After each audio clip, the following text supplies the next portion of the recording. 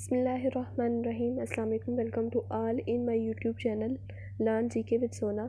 जैसे कि हमने 30 MCQ डेली बेसिस पे करने की एक सीरीज़ स्टार्ट की थी, जिसमें पास पेपर में से 30 MCQ डेली बेसिस पे वन लाइनर के फॉर्म में यहाँ पे कंपाइल किए जाते हैं और उससे रेलिवेंट क्वेश्चन को भी डिस्कस किए जाते हैं।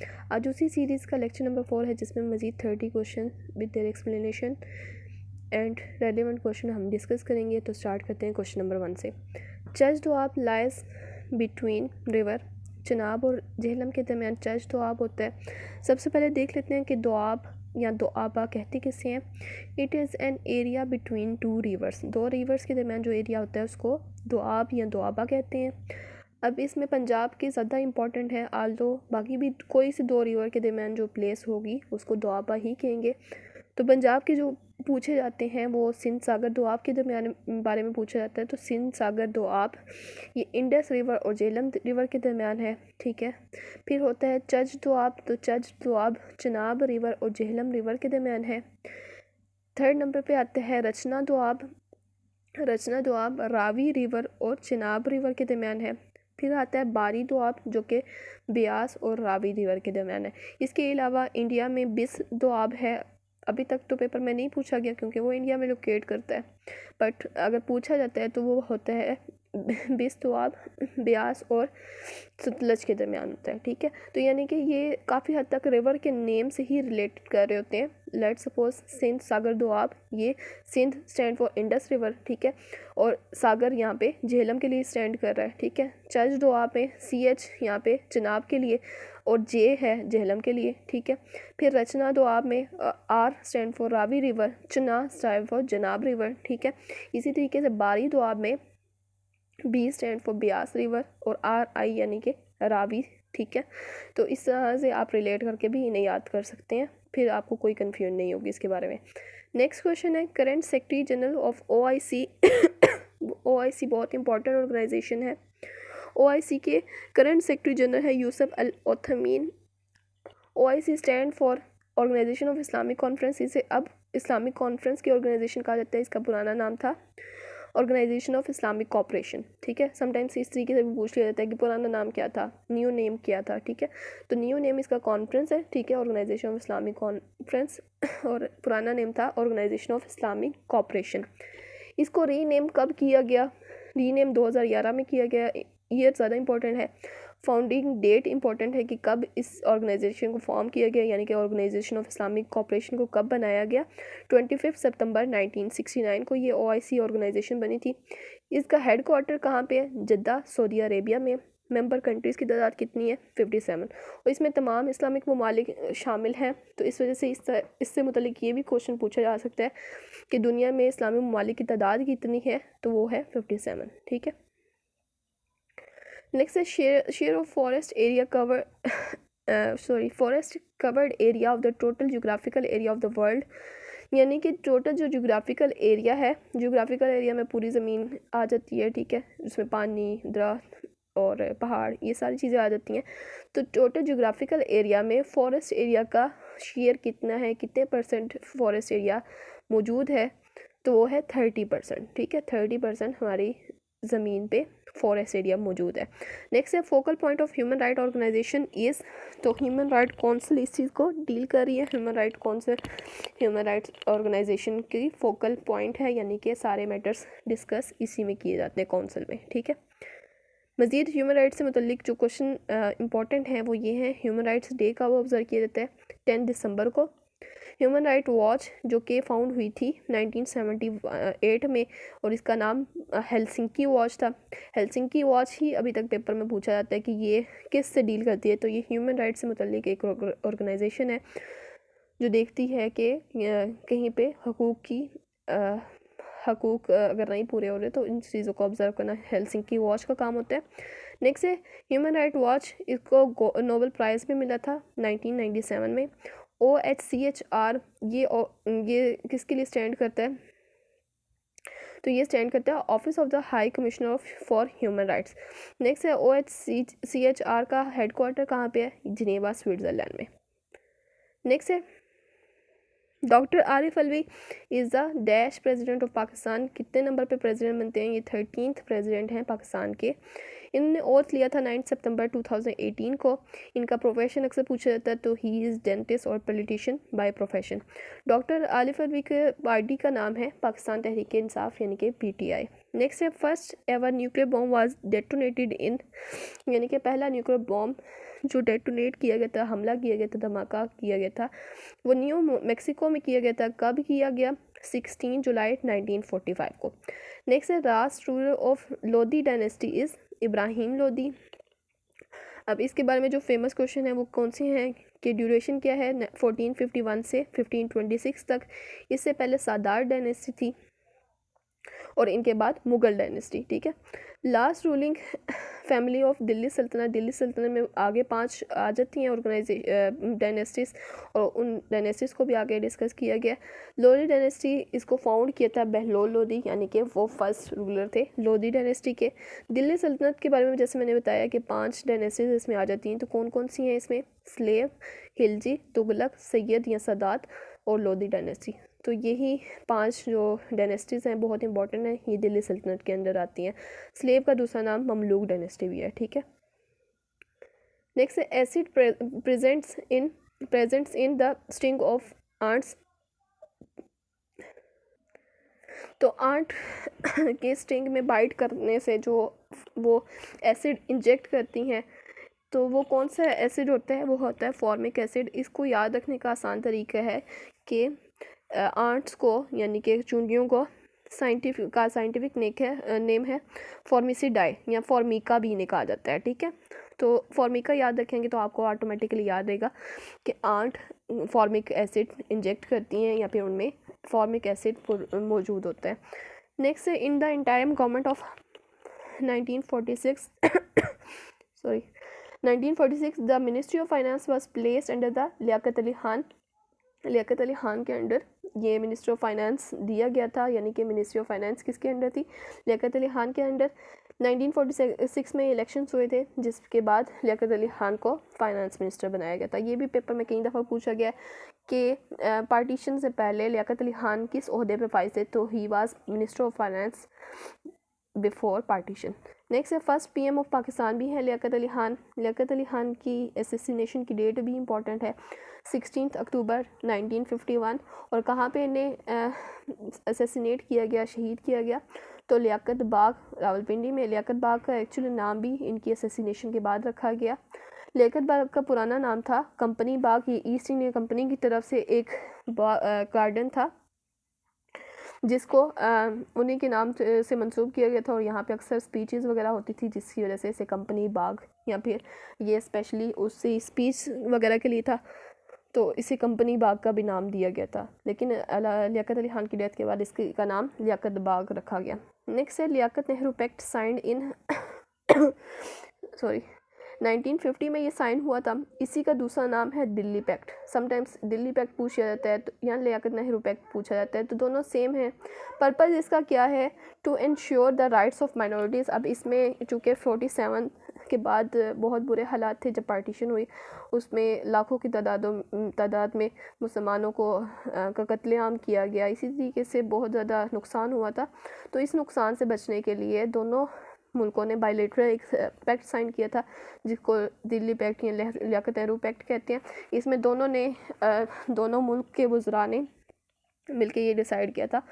जवाहरलाल नेहरू थे उस तरफ से इंडिया की तरफ से, और लियाकत अली खान पाकिस्तान की तरफ से थे। इन दोनों ने माइनॉरिटीज़ के राइट की बात की थी कि हम एक दूसरे की माइनॉरिटीज़ को राइट्स देंगे और कोई राइट्स की वायलेशन नहीं करेंगे। नेक्स्ट है ओल्ड नेम ऑफ म्यांमार। तो इसका ओल्ड नेम था बर्मा। बर्मा का नाम चेंज किया गया था 1989 में और उसका नाम म्यांमार रखा गया था। Capital of Myanmar Naypyidaw. Next है पाकिस्तान ऑफिशियली जॉइंड UNO यानी यूनाइटेड नेशन को। सबसे पहले पाकिस्तान ने कब ज्वाइन किया था? तो पाकिस्तान ने 1947 में ज्वाइन किया था। एग्जैक्ट डेट भी इंपॉर्टेंट है, 30 सितंबर 1947, यानी कि पाकिस्तान बनने के तकरीबन 1.5 माह बाद पाकिस्तान ने UNO को ज्वाइन किया था। UNO फाउंड कब हुई थी? 24 अक्टूबर 1945 को सैन फ्रांसिस्को में USA में। हेड क्वार्टर इसका न्यूयॉर्क यूएसए में है। इसके 6 प्रिंसिपल ऑर्गन हैं जिनमें यूएनजीए यानी कि general assembly, security council, economic and social council, trusteeship council, international court of justice and secretariat शामिल है।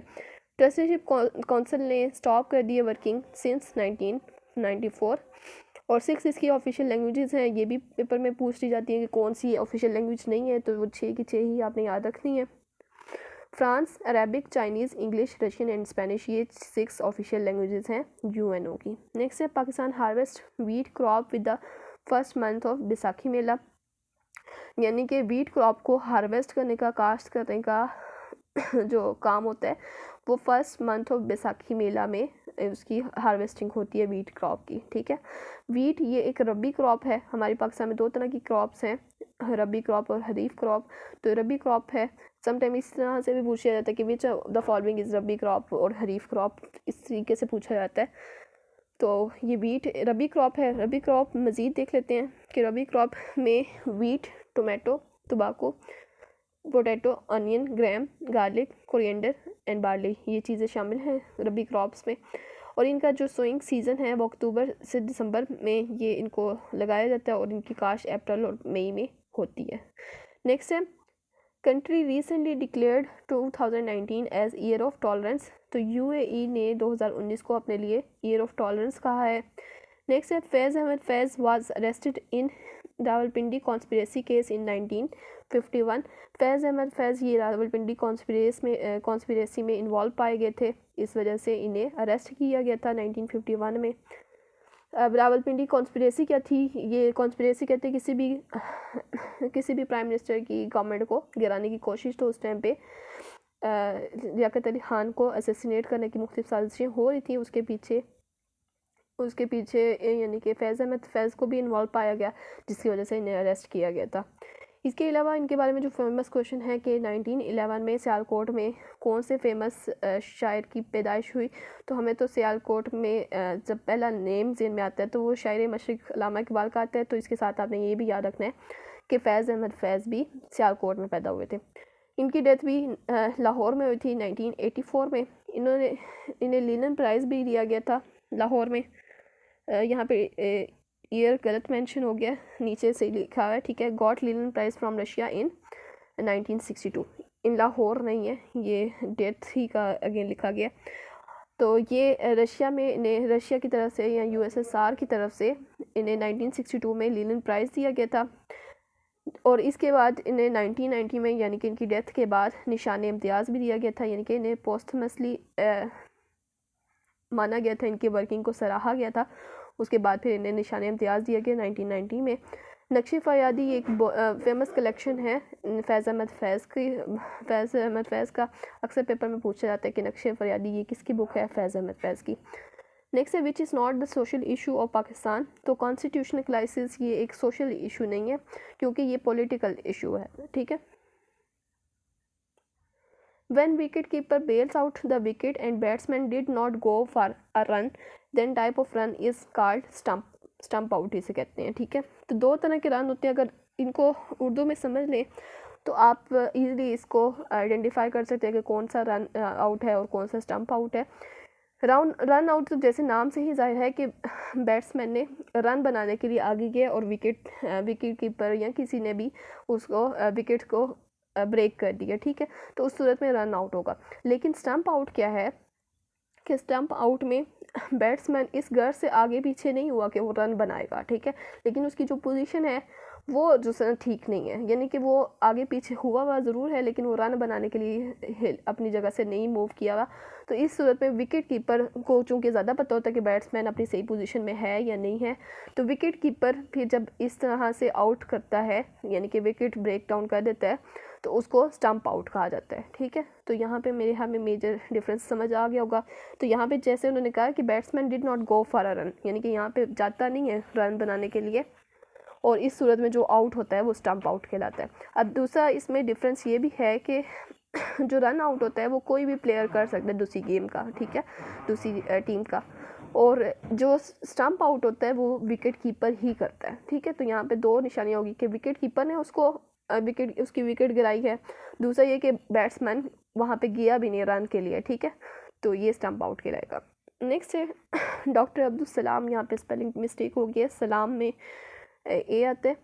तो doctor Abdul Salam awarded Nobel prize, इन्हें नोबल प्राइज़ दिया गया था having work on which basic forces. तो इन्होंने वीक और इलेक्ट्रोमैग्नेटिक फोर्स पे वर्किंग की थी, जिसकी वजह से इन्हें नोबल प्राइज़ मिला था। अब मज़ीद इसके बारे में जो क्वेश्चन है वो देख लेते हैं।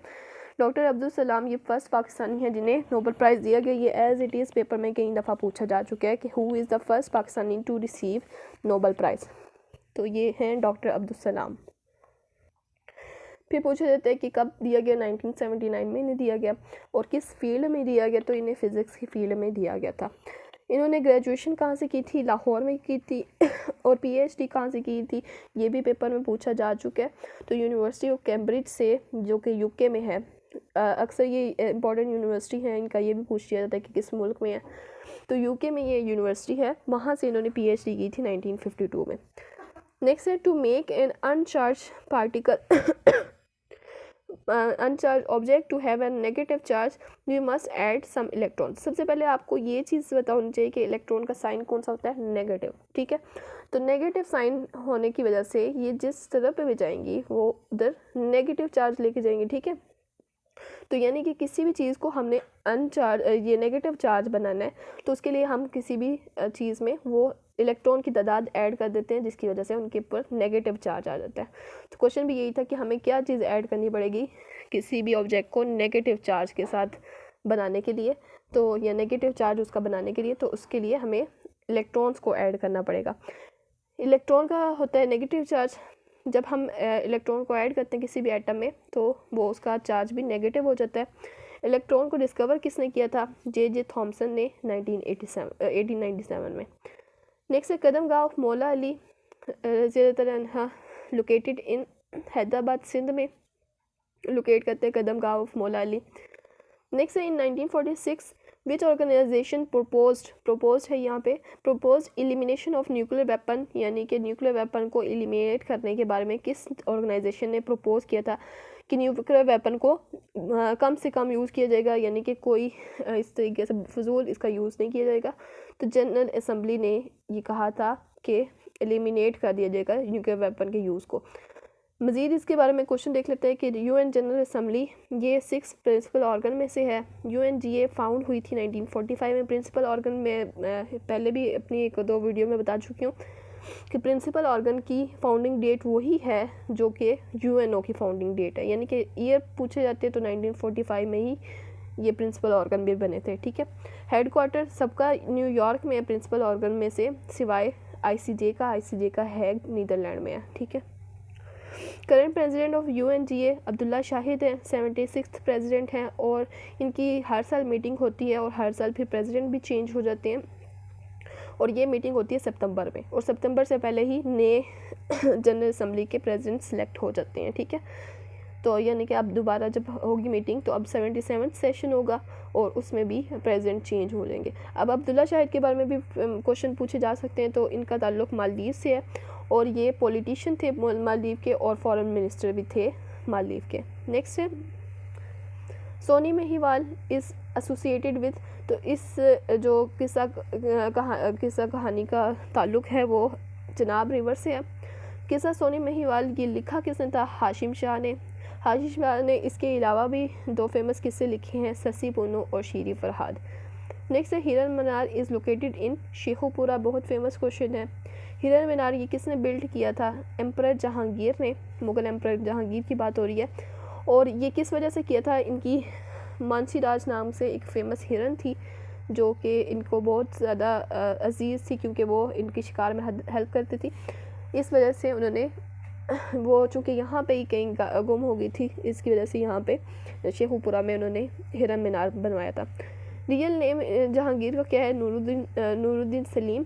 ड्यूरेशन इनकी एम्परशिप का या एम्पररी कब से कब तक रहे, तो 1605 से टिल हिज डेथ यानी कि 1627 तक ये रहे। नेक्स्ट है नूरजहाँ, ये वाइफ थी जहांगीर की एक डॉटर है मेहरुन्निसा, जिसकी वजह से शालीमार गार्डन बहुत फेमस है।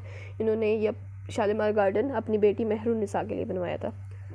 ये हिरन मीनार की मैंने आपको तस्वीर भी शो कर दिया कि आप ये ना समझे कि हिरन मीनार की शायद शेप भी हिरन की तरह है। तो ये इसकी बिल्डिंग इस तरह से बनी हुई मज़ार की तरह, ठीक है। Longest river in Pakistan Indus river है, जिसे सिंध दरिया सिंध भी कहते हैं। मज़ीद इसके बारे में जो क्वेश्चन है कि इसे नाइल ऑफ पाकिस्तान भी कहते हैं, नाइल या नील। ये पाकिस्तान एक दुनिया का सबसे बड़ा दरिया है और पाकिस्तान का सबसे बड़ा दरिया इंडस रिवर है, इस वजह से इसे नाइल ऑफ पाकिस्तान या पाकिस्तान का दरिया नील भी कहते हैं।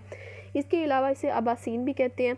अबासीन का मतलब होता है फादर ऑफ रिवर। अब कुछ लोग यहाँ पे ना मिक्स कर देते हैं कि भाई अबासीन के बारे में बताया गया, तो वो समझेंगे कि अबासीन का मतलब वैसे तो मैंने अभी यहाँ पे क्लियर कर दी कि अब्बासीन का मतलब है फादर ऑफ रिवर, लेकिन अगर फादर ऑफ रिवर के बारे में पूछा जाए कि फादर ऑफ रिवर किसको कहा जाता है, तो वो इंडस रिवर को नहीं कहा जाएगा, ठीक है। तो यहाँ पे आपने क्लियर कर लेना कि अब्बासीन इसका दूसरा नाम है, जिसका मतलब है फादर ऑफ रिवर, ना कि father of river Indus river को कहते हैं, ठीक है। अब लेंथ इसकी इंपॉर्टेंट है 3180 या फिर 3180 किलोमीटर, और माइल्स में इसे देखें तो 2000 माइल इसकी लेंथ है। लीस्ट पोल्यूटेड गैस इज़, तो नाइट्रोजन सबसे लीस्ट पोल्यूटेड है। लीस्ट पोल्यूटेड का मतलब वो है जो हमारे लिए ज़्यादा नुकसान देना हो। तो नाइट्रोजन ऐसी गैस है जो हम जितनी इनहेल करते हैं एक्सहेल भी कर देते हैं, इस वजह से ये हमारे लिए नुकसानदेह नहीं है, ठीक है। तो इसके अलावा जो है ये most abundant gas on earth या फिर एटमॉस्फेयर में भी पाई जाने वाली सबसे ज़्यादा गैस है। इसकी कंसनट्रेशन भी पूछी गई है, तो 78% तकरीबन अर्थ के एटमॉस्फेयर में नाइट्रोजन मौजूद है। दूसरे नंबर पे जो आती है वो ऑक्सीजन आती है, जो कि 21% है। नेक्स्ट है blackbuck reintroduce in which desert of Pakistan, तो चोलिस्तान डेजर्ट में ब्लैक बक यानी कि काले हिरन दोबारा इंट्रोड्यूस हुए हैं, यानी कि पहले ख़त्म हो चुके थे फिर दोबारा इंट्रोड्यूस हुए हैं चोलिस्तान में। चोलिस्तान डेजर्ट को रोही भी कहा जाता है, ये साउदर्न पंजाब में है। ब्लैक बक को 1967 में ये एक्सटिंक्ट हो चुके थे, यानी कि इनका खात्मा कर दिया गया था, क्योंकि बहुत ज़्यादा इनकी हंटिंग की गई और बहुत ज़्यादा इनका शिकार किया गया, और उसके बाद फिर ये एक्सटिंक्ट हो चुके थे 1967 में, और अब ये आके दोबारा इंट्रोड्यूस हुए हैं चोलिस्तान डेजर्ट में। ब्लैक बक कौन से होते हैं ये मैंने शो कर दिया। नेक्स्ट है Iran China sign strategic deal in Tehran, जो कि ईरान का कैपिटल है। इन्होंने स्ट्रेटेजिक डील साइन की है ईरान और चाइना ने 27 मार्च 2021 को। प्रेसिडेंट ऑफ ईरान है इब्राहिम रईसी, 2021 में ये बने थे। प्रेसिडेंट ऑफ चाइना है Xi Jinping. Prime minister of China है ली क्यांग। करेंसी इसकी है युआन या रेमिनबी। नेक्स्ट है in global terrorism index Pakistan stand at, तो पाकिस्तान का रैंक इसमें 8 नंबर है ग्लोबल टेररिज्म इंडेक्स में। नेक्स्ट है करंट चेयरमैन सेनेट और पाकिस्तान सादिक संजरानी, ये पाकिस्तान के करंट चेयरमैन सेनेट हैं और ये 18th चेयरमैन सेनेट हैं, और इन्हें अपॉइंट किया गया था सेकंड टर्म के लिए मार्च 2021 में। नेक्स्ट सेनेट के इलेक्शन 2024 में एक्सपेक्टेड है, और इसमें सेनेटर्स की तादाद कम हो जाएगी, ठीक है, 96 रह जाएगी। Country having highest deforestation rate in Asia, यहाँ पे एशिया की बात हो रही है, तो एशिया में सबसे ज़्यादा डिफॉरेस्टेशन रेट जो हाईएस्ट है वो अफ़गानिस्तान का है। डिफॉरेस्टेशन का मतलब ये है कि यहाँ पे जंगलात की सबसे ज़्यादा कटाई होती है। दूसरे नंबर पे देखा जाए तो अफ़गानिस्तान के बाद इस्लामाबाद, जो कि पाकिस्तान का कैपिटल सिटी है, इसमें डिफॉरेस्टेशन रेट सबसे ज़्यादा है आफ्टर अफ़गानिस्तान, ठीक है, एशियन कंट्रीज़ में। तो ये थी 30 क्वेश्चन जिसमें हमने रेलिवेंट क्वेश्चन को भी डिस्कस किया और उनसे मुतल्लिक एक्सप्लेनेशन भी के साथ हमने डिस्कस किया। उम्मीद करती हूँ आज का लेक्चर भी आपके लिए यूज़फुल रहेगा। वीडियो अच्छी लगने की सूरत में लाइक भी करें और फर्दर शेयर भी करें, कमेंट्स में अपनी आरा का इजहार भी करें। Thank you so much. अल्लाह हाफ़िज़।